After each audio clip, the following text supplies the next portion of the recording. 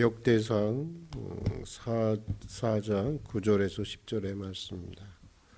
역대상 4장 9절에서 10절의 말씀입니다. 야베스는 그의 형제보다 귀중한 자라. 그의 어머니가 이름하여 이르되 야베스라였으니 이는 내가 수고로이 낳았다 함이었더라. 야베스가 이스라엘 하나님께 아뢰어 이르되 주께서 내게 복을 주시려거든 나의 지역을 넓히시고 주의 손으로 나를 도우사 나로 환난을 벗어나 내게 근심이 없게 하옵소서 하였더니 하나님이 그가 구하는 것을 허락하셨더라. 아멘. 저는 그 야베스의 기도를 곤경에 처한 자의 사람들의 예수의 기도라고 그렇게 생각이 듭니다. 오늘 제목을 일부러 야베스의 기도는 과연 저급한 기도인가라고 하는 제목으로 함께 말씀을 나누려고 합니다. 세계적으로 가장 많이 팔리던 책 중에 브루스 윌킨스의 그 야베스의 기도라는 책이 있습니다. 발간 즉시 100만 부를 넘어서고 그 기세를 모아서 뉴욕 타임스 통계 최고의 베스트셀러가 되었던 책이기도 합니다. 이 책은 성경에 나오는 야베스라는 인물을 통해서 축복받는 삶의 비결을 소개하고 있는 책인데 인기를 누리는 것만큼 또 많은 비평의 대상이 되고 있는 책이기도 합니다. 비판의 요지는 이것입니다. 성경에 나오는 수많은 기도 중에 야베스의 기도보다 훨씬 영감 있고 수준이 높은 기도가 얼마든지 많이 있다고 하는 것입니다. 야베스의 기도는 최고의 수준의 기도가 아니라는 것입니다. 저급한 수준의 기도라고 하는 것입니다. 그리고 또 하나님의 섭리는 사람에 따라서 다양하다는 것입니다. 그러므로 야베스의 기도를 하면 무조건 가난에서 벗어나 물질적인 풍요를 누릴 수 있다고 하는 것은 하나님의 섭리에 대한 오해이면서 야베스의 기도를 주술적인 기도문으로 이해하게 한다고 하는 것입니다.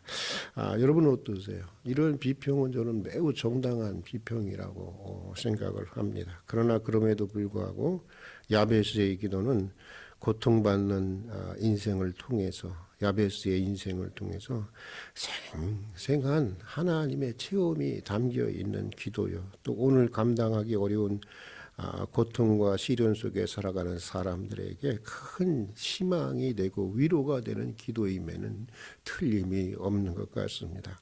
오늘 말씀이 주는 정보에 의하면 야베스는 그 형제들 중에 가장 존귀한 사람이었다고 하는 것입니다. 여기서 존귀하다고 하는 것은 한 사회 속에서 특별한 그 존경받을 정도의 삶의 모범이 되고 그 사회에 지대한 선한 영향력을 주는 사람이라고 하는 것을 말하는 것입니다. 유대 전승에 의하면 야베스는 당대 저명한 율법 학자였다라고 합니다. 부자가 아니라 율법 학자였다고 하는 것입니다. 그런데 믿음의 사람으로서 그의 삶이 얼마나 선하고 아름다웠는지 그가 죽은 후 그가 살던 마을에 그의 이름을 붙여서 그를 기념할 만큼 두고두고 이스라엘 역사 속에서 기념이 되어 온 인물, 그가 바로 야베스라고 하는 것입니다. 그러나 여러분, 야베스라는 인물이 처음부터 이런 사람이 아니었습니다. 처음부터 금수저가 아니었습니다. 그는 흙수저 중에 흙수저였습니다. 이 야베스라는 이름이 뜻이 그렇지 않습니까? 슬픔, 고통, 고생을 의미하는 이름입니다.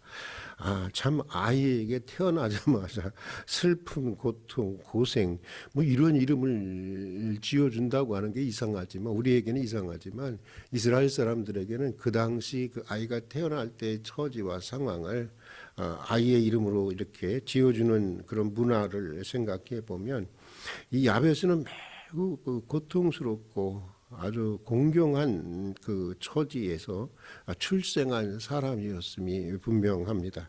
또 야베스라는 이름을 어머니가 지어준 것을 볼 때 보통 이름을 아버지가 주어지게 되죠. 그때 당시에는 가부장적 사회였으니까요. 그는 태어날 때부터 아버지가 없는 아마도 유복자였던 것 같습니다. 그러고 보면 야베스는 태생부터 많은 그 인생의 장애를 가지고 성장해야 했던 사람이었던 것입니다. 그러나 야베스는 그런 자신의 태생적인 불행을 극복하고 그 시대의 가장 존귀한 믿음의 삶을 살았던 사람들 중에 하나가 되었다고 하는 것입니다. 물론 그가 그런 인생을 살게 된 데에는 분명히 남다른 노력이 있었을 것입니다. 좋은 성품도 있었을 것이고 피나는 인내와 수고도 있었을 것입니다. 또 자신의 삶을 그렇게 이끌어준 아름다운 인간 관계들도 있었을 것입니다. 그러나 오늘 본문이 야베스의 기도만을 소개하고 있는 것은 야베스가 자신의 태생적인 불행을 극복하고 존귀한 인생이 되는 데는 무엇보다도 그의 기도가 결정적이었다고 하는 사실을 말해주고 있는 것입니다. 그렇다면 야베스는 어떤 기도를 했던 것일까? 오늘 본문을 히브리 원문으로 보면 야베스는 무엇보다도 먼저 복에 복을 더해달라고 이렇게 기도했다고 하는 것입니다. 하나님 복 주세요. 그게 아니라 하나님 복에 복을 더해 주세요. 그만큼 절실했던 거죠. 그만큼 처지가 공경했던 것이죠. 그냥 자기는 하나님의 복을 받아야만, 나는 하나님 복을 받아야만 살아요. 하나님의 은혜를 받아야만 살아요. 그 곤궁에 처한 야베스의 진실한 간절함이 그대로 녹아 있는 기도인 것입니다. 요즘 뭐 관상 기도니 뭐다 해서 앞으로 여러분들과 함께 이제 그런 모든 기도들도 함께 나누겠지만 기독교 2000년 역사 속에 있었던 다양한 기도 방법에 대해서 함께 나누겠지만 여러분 이 뭐 침묵 요즘에는 무슨 관상 기도니 침묵 기도가 마치 최고의 기도인 것처럼 알려지고 있습니다. 그러나 저는 그것은 이 기도에 대한 잘못된 이해라고 생각하고 있습니다. 참된 기도가 무엇인지를 아는데 오랫동안 실패했던 영성가 장 프랑스와는 우리 덕행에서 나오는 기도보다 우리의 공공한 시면에서 나오는 기도가 전형적인 그리스도인의 기도라고 그렇게 얘기를 했습니다. 기도의 방법은 그렇게 중요한 것이 아닙니다. 문제는 중심인 것이고 정직한 것이고 또 간절한 것입니다. 야베스는 진실한 마음으로 간절하게 복을 구한 사람이었습니다. 은혜를 구한 사람이었습니다. 너무나 힘들다는 것입니다. 참 감당하기가 어렵다는 것입니다. 그러니 좀 제발 좀 복을 좀 달라고 하는 것입니다. 어떤 사람들은 복을 달라는 기도를 매우 저급한 기도로 폄하하는 사람들이 있습니다. 복을 달라는 기도를 너무 복을 달라고 해서도 문제가 되는 사람이 있는가 하면은 그것도 그냥 좀 복을 좀 이렇게 복이 뭐 꼭 건강만 복입니까? 병도 복이 될 수 있는 것이고 다양한 복을 생각하지 않고 그저 자기가 생각하는 그냥 그런 우리 뭐 오복과 같은 그런 복만 복인 줄 알고 그것만 달라고 하는 사람도 문제가 되지만 이 복을 달라는 이 기도를 매우 이렇게 이 저급한 기도로 이렇게 매도하고 또 기복주의로 그렇게 폄하하는 사람들이 있습니다. 그러면서 이런 말을 합니다. 뭐 그렇게 다 하려고 하느냐, 뭐 그렇게 다 하려고 하느냐, 그냥 무엇을 다 하려고 하기 전에 무엇을 드릴까, 그런 걸 생각해야 하지 않느냐, 그런 자세가 필요하지 않느냐. 어디서 많이 들어본 말입니다. 뭐 우리는 뭐 케네디가 한 말이라고 생각하지 그렇지 않습니다. 빅터 프랭클린의 말입니다. 빅터 프랭클린이 이 말을 갖다가 이 케네디가 이렇게 좀 변형해서 쓴 말인데 그럴 듯하죠. 그러나 자신이 사실은 가만히 그 얘기를 들여다보면요 교만한 말이에요. 자신이 누군지 잘 모르고 하는 말입니다. 예전에 한번 여러분들에게 말씀드렸지만 교역자들 몇이 함께 산으로 올라가서 기도를 했습니다. 그런데 기도하기 전에 한 분이 이렇게 열변을 토했습니다. 야, 사람들은 늘 주시옵소서라고 기도하는데 이게 한국교회 믿음의 태도야, 문제야. 자신은 오늘 오직 하나님 앞에 무엇을 드릴까만을 생각하고 기도하겠다는 거예요. 그러면서 나갔어요. 그렇게 말하고는 우리는 각자 기도하러 갔고 기도를 마치자 다시 모였습니다. 그런데 이분이 기도를 다녀와서는 야쿠가 팍 죽었습니다. 그리고 이런 고백을 했습니다. 오늘 나는 처음부터 끝까지 드리겠다고 하고만 기도했습니다. 그런데 마지막에는 이렇게 기도를 마쳤습니다. 주님 드릴 수 있도록 나를 도와주시옵소서 라고 마쳤다는 거예요. 결국 뭐로 마쳤다는 거예요? 주시옵소서로 마쳤다고 하는 것입니다. 드리려고만 했는데 결국 주시옵소서로 하고 마치고 말았다는 것입니다. 그래서 모두가 한바탕 같이 웃었습니다. 그렇습니다, 여러분. 우리가 어떤 존재인지를 알아야 하는 것입니다. 우리는 처음부터 끝까지 다 받아야 하는 존재예요. 우리 몸 어느 것 하나 여러분 우리가 만든 것 있어요? 예? 다 받은 거죠. 다 받은 거예요. 다 하나님이 창조하시고 하나님이 주신 것입니다. 그래서 피조물이라고 하는 것입니다. 이것을 깊이 생각해야 하는 것입니다. 우리가 전적으로 받아야 우리는 전적으로 받아야만이 존재할 수 있다고 하는 것을 아는 것으로부터 진실한 기도가 시작이 되는 거예요. 사실은 진실한 기도가 시작이 되는 것입니다. 우리는 본질적으로 받아야 드릴 수도 있는 존재입니다. 주님께 드릴 수 있는 마음도 여러분 받아야 되지 않겠어요? 또 물질도 받아야 되지 않겠어요? 이웃과 나눌 수 있는 마음도 여러분 받아야 되지 않겠어요? 믿음을 달라고 하시고 소망을 달라고 하시고 사랑도 달라고 하시고 필요한 재물도 건강도 기회도 달라고 하십시오. 또 받은 것을 선하게 사용할 수 있는 마음도 달라고 하십시오. 혹여 하나님께서 구한 대로 다 주시지 않는다면 주시지 않는 은혜가 무엇인지도 또 깨닫게 해달라고 하나님 앞에 기도하십시오. 제일 중요한 건 이것입니다. 먼저 자기 형편에서 솔직히 기도하는 것입니다. 정직하게 기도하는 것입니다. 그것이 예수님의 기도입니다. 예수님은 십자가의 죽음을 앞두고 처음부터 주님 이 잔을 내가 마시겠나이다 이렇게 기도하지 않았어요. 주님 원하시면 이 잔을 내게서 지나가게 해 주시옵소서. 그러나 내 뜻대로 마시고 당신의 뜻대로 해 주소서. 이 기도를 얼마나 반복했어요. 얼마나 반복했어요. 땀방울이 핏방울이 될 때까지 반복하고 밤새도록 그 기도를 반복하게 되었습니다. 그런 기도 가운데 하나님의 뜻이 더욱더 그 앞에 분명해지고 선명해지면서 그의 내적으로 십자가를 감당할 수 있는 결단이 생기고 중심이 생기면서 바로 서면서 주님의 뜻대로 하시라고 받아들이게 되었던 것입니다. 이 독일의 천재 신학자이면서 순교자인 본회포는 원수를 용서해 달라고 하는 기도는 우리가 할 수 있는 기도가 아니라는 거예요.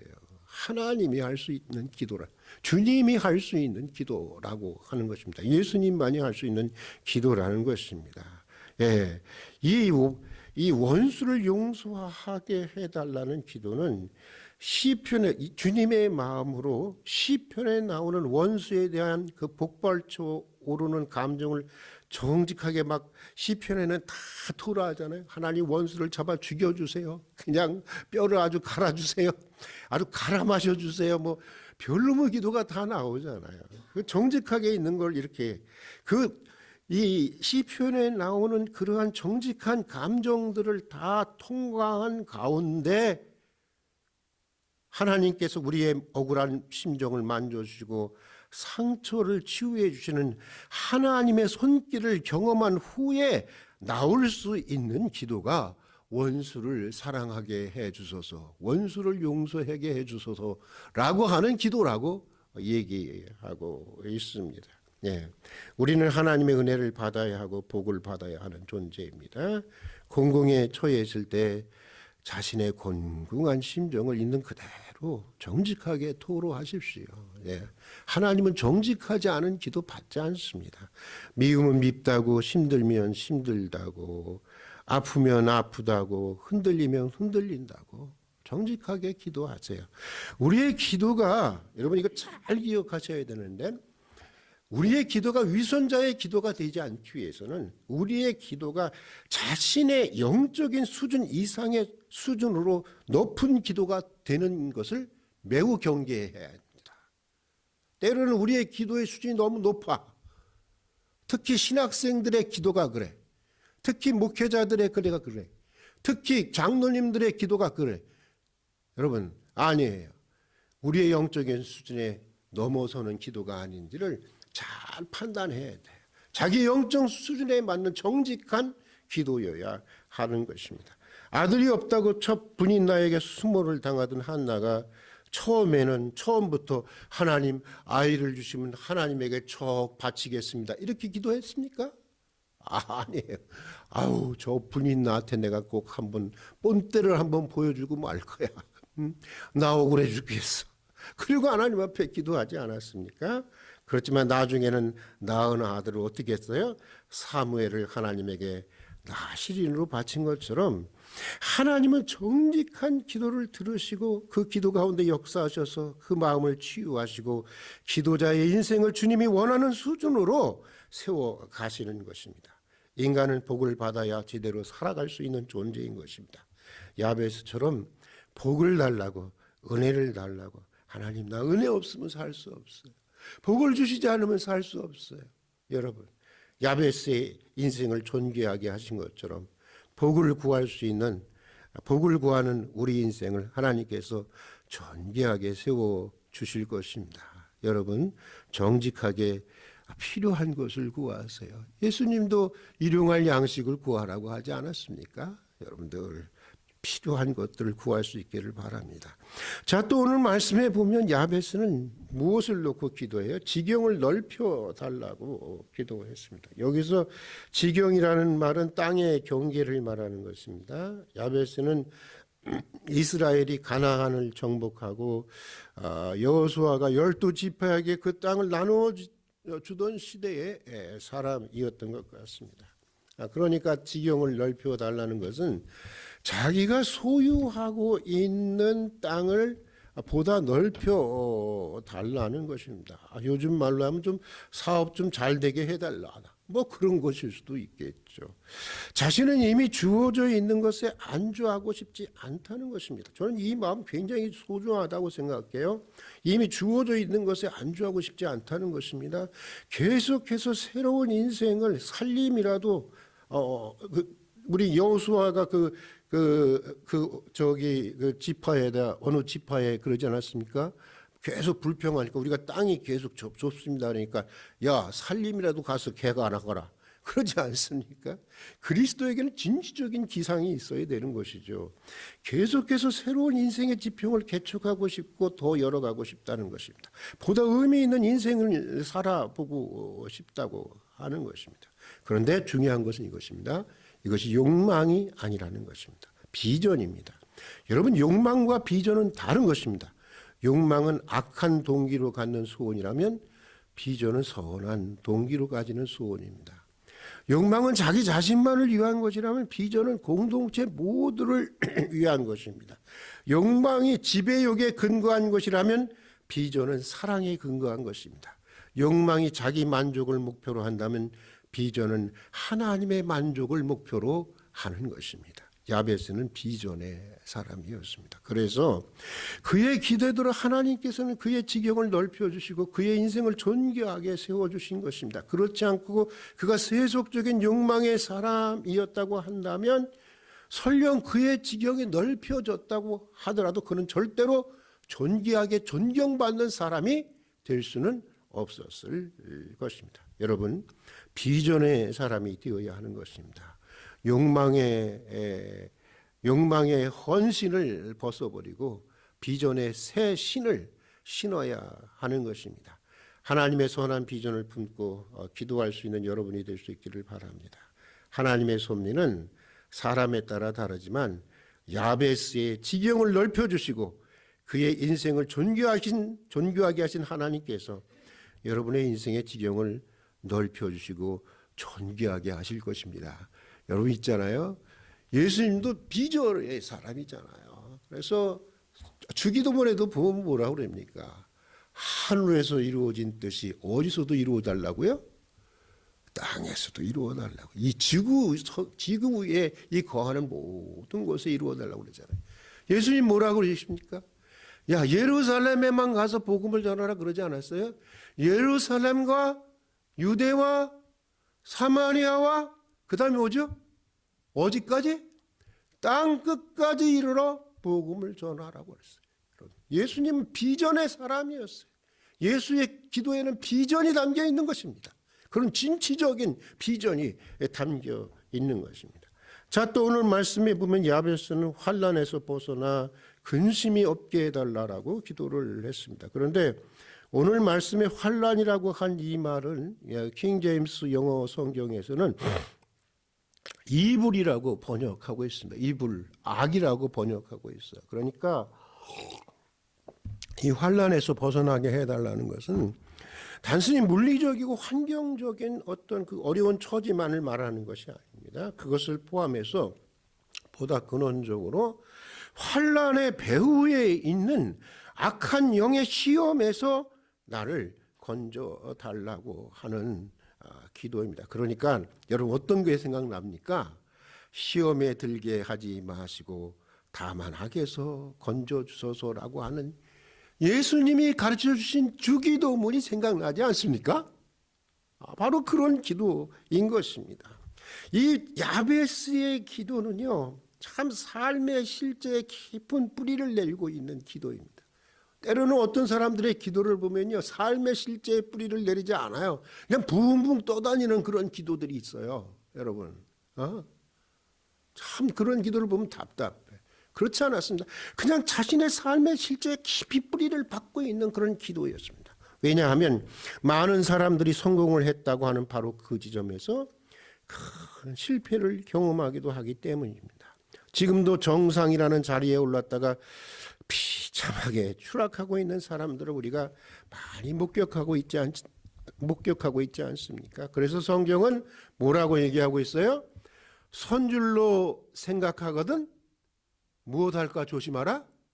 넘어질까 조심하라 말하고 있는 것입니다. 깨어 있어야 하는 것입니다. 언제나 자신의 죄성과 연약함에 악령의 시험에 늘 깨어 있어야 하는 것입니다. 야베스는 바로 그런 기도의 사람이었던 것입니다. 사랑하는 교회 여러분, 혹시 지금 직면해 있는 불행한 현실이 운명처럼 고착화될 것 같아서 낙심하고 있는 분이 있습니까? 여러분, 기독교는 결코 운명론이 아닙니다.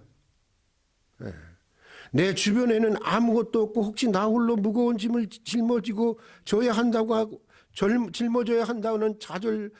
한다고 좌절하시는 분이 있습니까? 아무리 노력해도 나의 삶에는 특별한 희망이 없을 것이라고 포기하고 있는 분이 있습니까? 그런 분을 위해서 이 야베스를 나는 기록해 놓은 거라고 난 생각이 들어요. 야베스의 인생은 그것이 진실이 아니라고 말하고 있습니다. 우리에게는 하나님이 계십니다. 하나님은 우리 기도에 응답하시는 분이십니다. 그러기에 기도하는 인생은 소망이 있는 것입니다. 희망이 있는 것입니다.